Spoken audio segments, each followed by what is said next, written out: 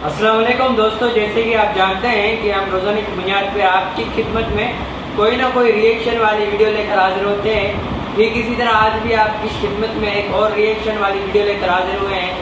Video का मज़ीद आगाज़ करने से पहले आप लोगों से छोटी सी गुजारिश करता हूँ, अगर आप हमारे इस चैनल पर नए हैं तो प्लीज़ हमारे इस चैनल को सब्सक्राइब करें और बेल आइकन को लाजमी प्रेस कीजिएगा ताकि हर आने वाली वीडियो से आप बाखबर रहें। तो दोस्तों चलते हैं वीडियो की तरफ, मिलते हैं वीडियो के बाद, तब तक के लिए अल्लाह हाफ़िज़।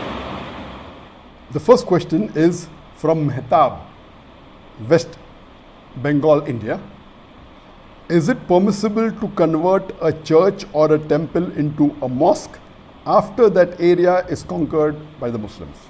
अस्सलामु अलैकुम मुअज़्ज़िज़ सामीन गिरामी, आज हम आपको जिस वीडियो के बारे में बताने लगे हैं उसे सुनकर आपको खुशी भी होगी और शायद अफसोस भी। आपको खुशी इसलिए होगी कि कैसे एक मुसलमान रहनुमा अकेला जुर्रतमंदाना फैसले करता है, और अफसोस इसलिए कि कुछ नाम निहाद मुसलमान हुक्मरान और मगरिब से मुतासिरा उलमा और शयूख इसकी मजम्मत कर रहे हैं। नाजरीन, इस वीडियो में डॉक्टर जाकिर नाइक साहब ने हाल ही में पेश आने वाले हागिया सोफिया टेम्पल यानी चर्च के वाक़े से मुताल्लिक बात फरमाई। हागिया सोफिया टेम्पल जिसे म्यूजियम से मस्जिद में तब्दील कर दिया गया, सबसे पहले तो मगरबी बंगाल इंडिया के रहने वाले मेहताब नामी शख्स ने डॉक्टर जाकिर नाइक साहब से सवाल किया। उनका सवाल था कि क्या किसी चर्च या टेम्पल को इलाका फतह करने के बाद मस्जिद में तब्दील किया जा सकता है या नहीं। एक और सवाल बरतानिया लंदन के रहने वाले मुनीर नामी शख्स ने किया कि डॉक्टर साहब तैयब उर्दगान के हवाले से आपकी क्या राय है, जिन्होंने हागिया सोफिया टेम्पल को एक म्यूजियम से मस्जिद में तब्दील करने का हुक्म दे दिया है। नाजरीन, जवाबात की तरफ बढ़ने से पहले इस वीडियो को लाइक करें और चैनल को सब्सक्राइब करके बेल आइकन पे जरूर क्लिक करें। डॉक्टर जाकिर नाइक साहब ने सवालात को दोहराने के बाद फरमाया, पहले तो हमें हागिया सोफिया टेम्पल की तारीख देखनी चाहिए। हागिया सोफिया टेम्पल की तारीख तकरीबन 1500 साल पुरानी है। जस्टिनियन ओल ने इसे 537 ईस्वी में तामीर किया था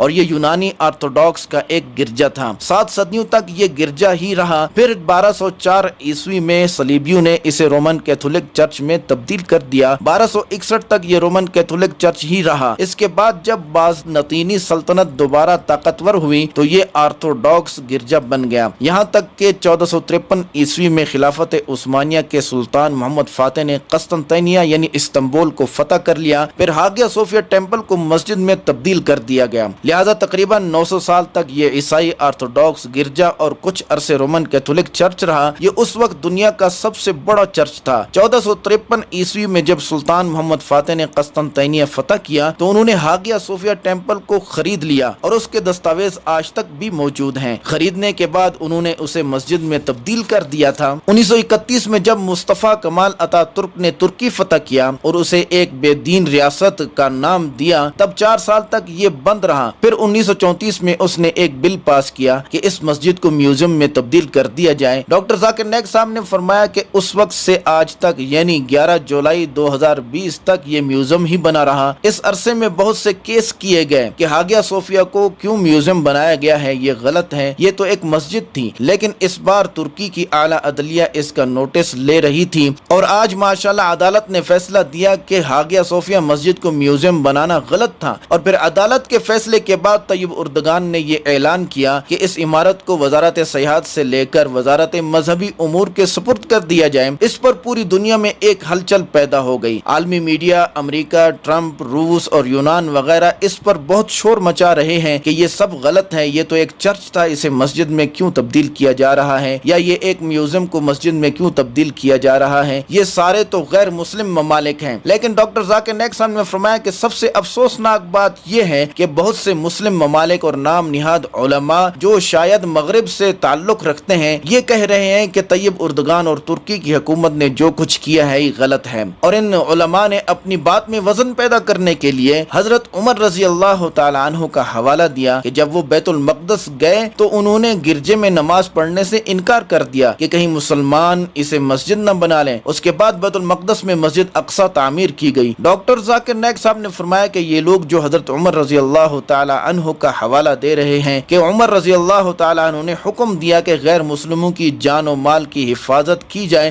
ان کی عبادت گاہوں کی بھی حفاظت کی جائے وغیرہ وغیرہ، تو ان لوگوں کو یہ جان لینا چاہیے کہ یہ سب اس وقت کے احکامات ہیں، آج کے نہیں۔ جب مسلمانوں اور کافروں کے درمیان معاہدہ ہو چکا، یعنی مسلمانوں نے کافروں سے چرچ کی زمین کو خرید لیا تھا، جس کے دستاویزات بھی آج موجود ہیں۔ اسلامی شریعت میں اگر غیر مسلم ہتھیار ڈال دیں اور معاہدہ کر لیں تو وہ ذمی کہلاتے ہیں۔ ذمیوں کی جان و مال و عبادت گاہوں کی حفاظت کی جاتی ہے، جبکہ اس چرچ کی زمین کو خریدا گیا اور سلطان محمد فاتح نے یہاں قسطنطنیہ اور استنبول کو فتح کیا تھا، وہاں باقاعدہ جنگ ہوئی تھی اور مسلمانوں نے فتح حاصل کی تھی، لہٰذا یہاں ایک ایسے واقعے کی مثال دینا جب مسلمانوں نے معاہدہ بھی کیا ہوا ہو اور زمین کو بھی خریدا ہوا ہو، مکمل طور پر غلط بات ہے۔ وہاں باقاعدہ جنگ ہوئی تھی اور مسلمانوں نے فتح حاصل کی تھی، لہٰذا یہاں ایک ایسے واقعے کی مثال دینا جب مسلمانوں نے معاہدہ بھی کیا تھا، مکمل طور پر غلط بات ہے۔ دنیا میں صدیوں سے ایک قانون چلا آ رہا تھا کہ جس علاقے کو فتح کیا جاتا وہاں کی عبادت گاہوں پر بھی قبضہ کر دیا جاتا تھا۔ سب سے بہترین مثال اسپین کی ہے، جہاں عیسائی حکمرانوں نے سینکڑوں مساجد کو چرچ یا میوزیم میں تبدیل کر دیا تھا یا پھر تباہ کر دیا تھا۔ لوگ اس پر اعتراض کیوں نہیں کرتے؟ اور اسپین کی جامع مسجد قرطبہ، جس کے اندر صرف 800 ستون ہیں، اتنی بڑی ہے، ایک چرچ اور سرگاہ میں تبدیل کر دی ہے اور مسلمانوں سے وہ جگہ کبھی خریدی بھی نہیں گئی، وہاں تو کوئی اعتراض نہیں کرتا۔ ڈاکٹر ذاکر نائک صاحب نے فرمایا، لہٰذا اگر کہیں پر مسلمان اور غیر مسلموں کے درمیان معاہدہ ہو جاتا ہے اور غیر مسلم مسلمانوں کو جزیہ یعنی ٹیکس دیتے ہیں تو ان کی جان و مال کی حفاظت مسلمانوں کے ذمہ ہے۔ نہ صرف یہ بلکہ ان کی عبادت گاہوں کی بھی حفاظت کی جائے گی۔ نئی عبادت گاہ تعمیر کرنے کی اسلام اجازت نہیں دیتا، نہ ہی ان کی توسیع کی اجازت دیتا ہے، مگر پرانی عبادت گاہوں کو گرایا نہیں جائے گا، لیکن صرف اور صرف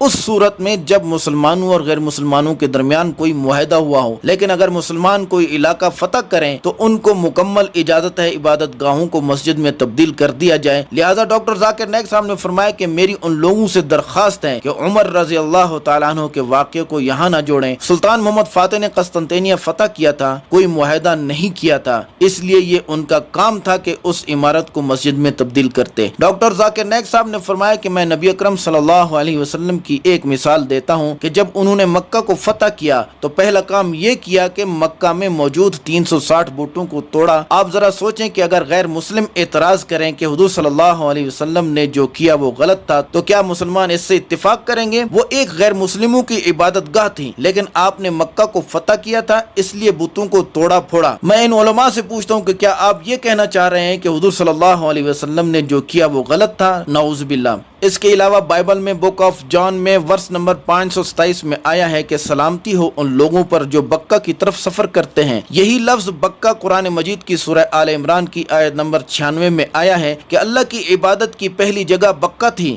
ایک ہی لفظ جو قرآن میں آیا ہے عیسائیوں کی بائبل میں بھی آیا ہے۔ اگر آج عیسائی یہ بولیں کہ مسلمان حرم کو چھوڑ دیں، وہ ہماری جگہ ہے، تو کیا مسلمان اس اتفاق کریں گے؟ کیا مسلمان مانیں گے اس بات کو؟ کبھی بھی نہیں مانیں گے۔ ذرا سوچیں کہ اگر کوئی روشن خیال ذہن کے ساتھ آئے اور یہ کہے کہ حرم کو میوزیم میں تبدیل کر دو تو کیا مسلمان مانیں گے؟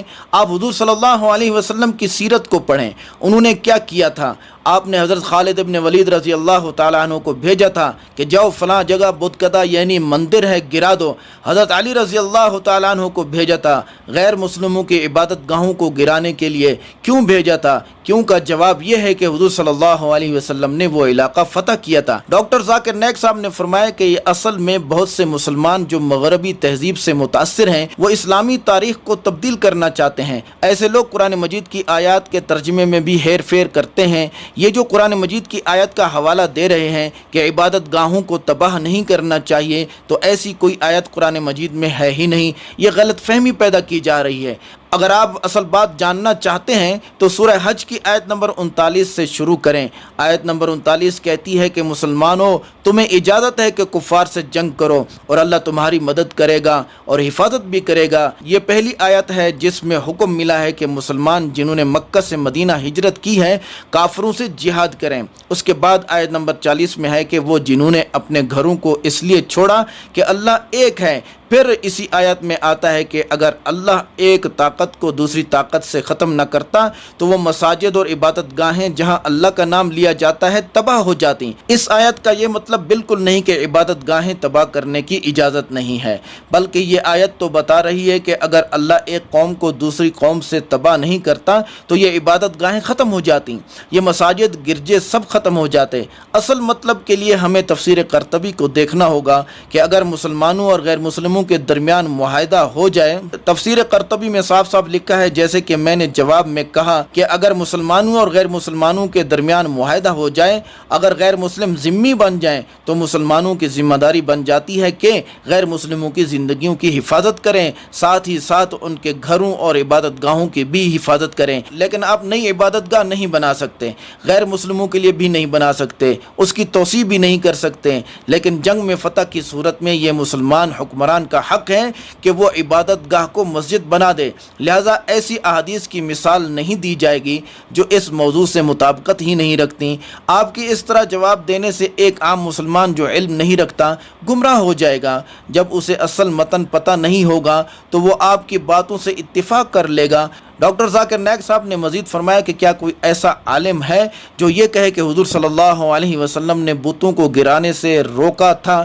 کیا کوئی ہے جو یہ کہے کہ آپ صلی اللہ علیہ وسلم نے حضرت خالد ابن ولید رضی اللہ تعالی عنہ کو اور حضرت علی رضی اللہ تعالی عنہ کو بت قدوں یعنی مندروں کی حفاظت کرنے کے لیے کہا تھا؟ نہیں نا، بلکہ آپ صلی اللہ علیہ وسلم نے تو ان مندروں کو توڑنے کا حکم دیا تھا۔ اگر کوئی ایسا کہتا ہے کہ قرآن نے عبادت گاہوں کو گرانے سے روکا تھا تو اس کا کیا مطلب ہے؟ کیا حضور صلی اللہ علیہ وسلم نے قرآن کے خلاف عمل کیا تھا؟ نعوذ باللہ۔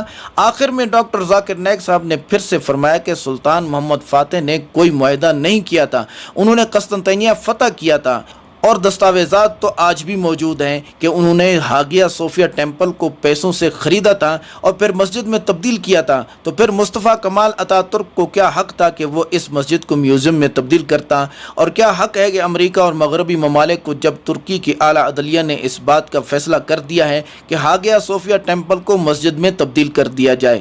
دوستو، ڈاکٹر ذاکر نائک صاحب کا جواب کیسا لگا کمنٹ کر کے ضرور بتائیں۔ اس ویڈیو کو لائک اور شیئر۔ ویڈیو امید کرتا ہوں آپ کو یہ ریئیکشن ویڈیو ضرور پسند آئی ہوگی۔ مزید ایسی ویڈیو دیکھنے کے لیے ہمارے اس چینل کو ضرور سبسکرائب کریں اور بیل آئیکن کو لازمی پریس کیجیے گا تاکہ ہر آنے والی ویڈیو سے آپ باخبر رہیں۔ تو دوستو چلتے ہیں، ملیں گے اگلی نیکسٹ ویڈیو میں، تب تک کے لیے اللہ حافظ۔